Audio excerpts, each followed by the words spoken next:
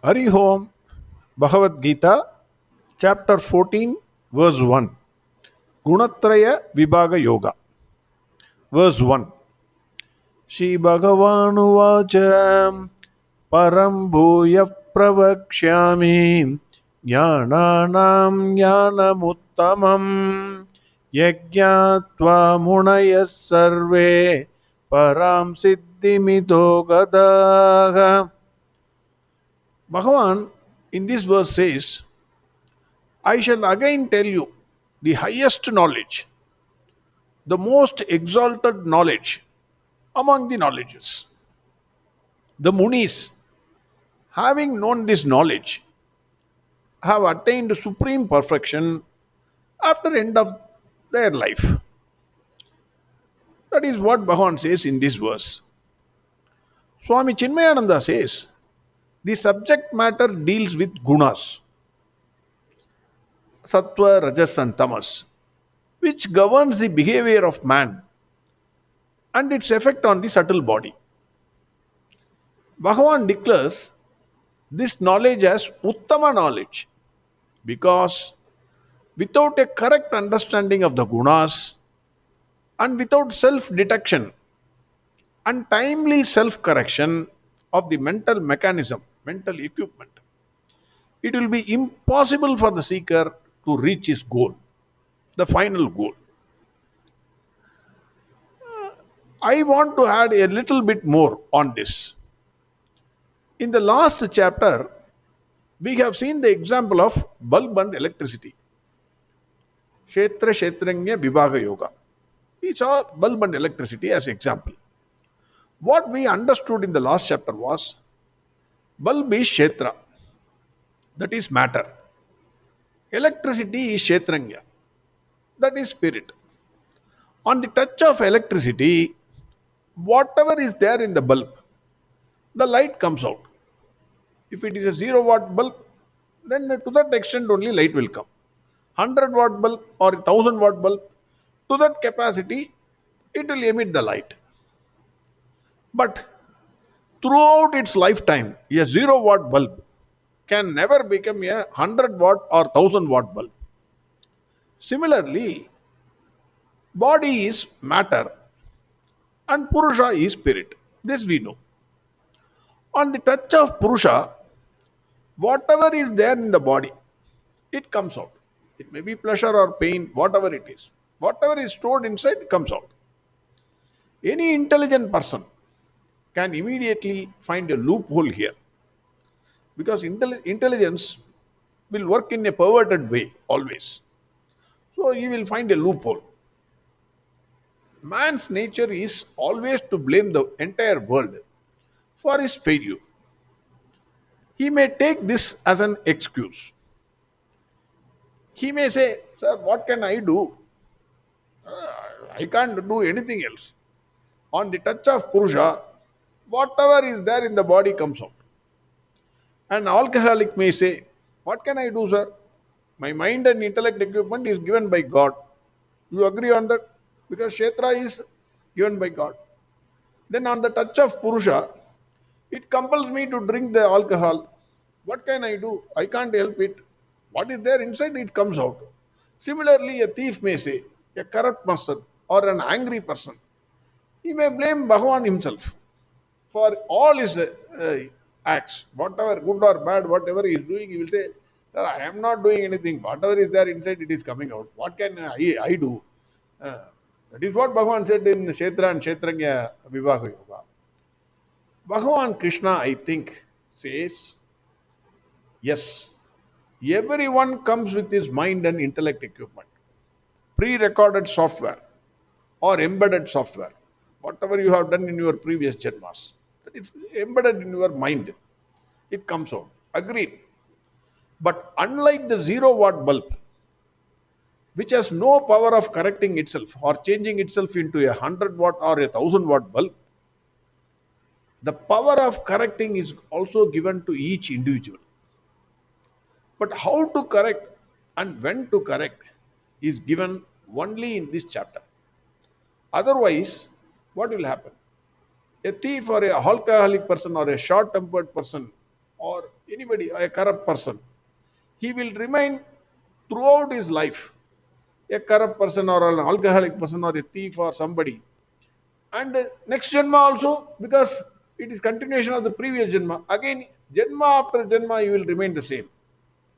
Hence, this knowledge is Uttama knowledge, by which a person can correct himself and move towards the supreme goal. Without this knowledge, the final success is only a dream. This chapter actually gives the knowledge how to correct yourself. That is the entire crux of Bhagavad Gita. We have several times we have seen Bhagavad Gita is not for correcting somebody else. It is for correcting ourselves. It is for correcting yourself. It is for correcting myself. You can't say, yes, sir, this fellow I know he is an alcoholic because he is that kind. I am a short-tempered person. I want to correct myself. How to correct myself? This is the chapter which gives that technique. Bhagwan says, having known this knowledge, Munis or sages, have attained supreme perfection. Again, Bhagwan assures Arjuna that you are not the person on whom a clinical trial will be conducted with this knowledge. This is not the first time. It is a beaten path. For example, Valmiki, a bandit king, corrected himself and became a great Muni. Vishwamitra, a very angry person, turned into a Maharishi. So all these people were once sinners, but turned into saints. How? They must have adopted the same technique. That is what Bhagwan says. When you climb Himalayas, a good guide must tell you what are the possible dangers en route and how you should be mentally ready to deal with it. For example, again in Ramayana, Hanumanji, before he was undertaking his journey to Sri Lanka, was forewarned by Jambavan about the dangers which he may face en route. What are the problems you will face, how to deal with it. Everything was told to Hanumanji. Hanumanji was well prepared for the dangers en route. Similarly, Bhagavan forewarns how the mind is a very good servant but a very bad master. So, how the mind may function erratically at times and spoil your life. And it will prevent you from reaching the entire goal, reaching the ultimate goal. So finally, Bhagavan says, after end of this life, Swami Chinmayananda says, after end of this life does not mean after death, after you die, physical death, the body, death of the body. It is not, it does not mean that. He quotes Adi Shankara, who says, again and again and again and again, perfection can be gained in this life. That is why this human life is precious and it should not be wasted. After this life means the present wretched egocentric life which we are living. But a true understanding of this chapter, with a true understanding of this chapter, we can end the false values of our life. We will be able to control the mind. Because like when you drive a car, there will be a dashboard on which signals are there. Petrol is not there, service is due, engine is heated, speed is high. Everything gets indicated in that car. Then the driver will know, or I should brake. Recently, there was a signal in my dashboard which says brake is not all right. Some yellow light which came out. So immediately I took it to the service center. Similarly, in this chapter, Bhagavan gives a dashboard which will indicate the symptoms of the mind. Immediately, you can correct yourself by applying this knowledge.